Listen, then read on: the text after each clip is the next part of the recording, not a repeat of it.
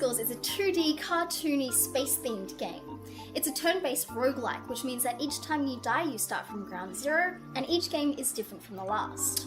Loot Rascals comes to us from developer Hollow Ponds, who made Hohokum on PlayStation platforms a while ago. While Hohokum was more of an art game with less of a focus on mechanics, in comparison, Loot Rascals has a much stronger focus on mechanics, even if its art style is still very distinct thanks to its Adventure Time animator.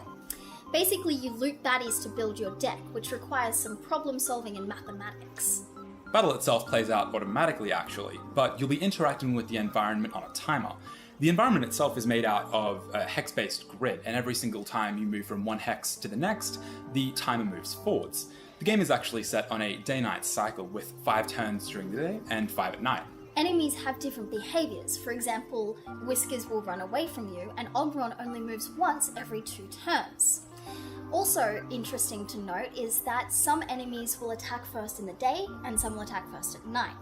After a while, you really start to pick up on different enemy behaviours, and so when it comes to close encounters with a lot of enemies on screen, you're able to do this sort of dance. Really what this means is you're able to power through a lot of these enemies very efficiently.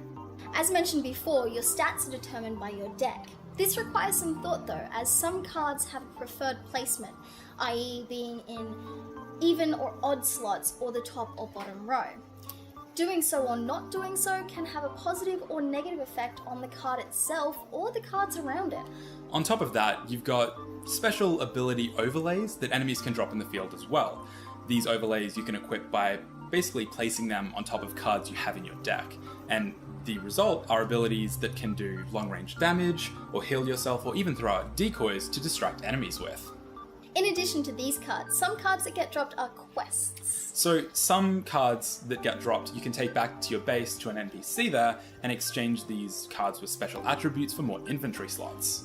It sounds good in theory, but in practice you don't really need the inventory slots, as inventory management is relatively easy and it ends up being a pointless part of the gameplay, kind of like the storyline.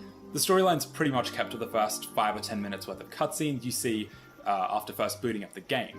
And while they're funny, they're ultimately kind of irrelevant. Fortunately though, they do establish a pretty consistent art style. The game is great as it is, however, I could see it being condensed to a mobile version. As it is now, it's great for people like us who play games often, but could be really inviting for those who aren't big gamers. It's tailored well for the PlayStation 4 and PC crowd as it is. It's accessible, but deep gameplay means that if you're on those platforms, odds are you're going to have a good time with it.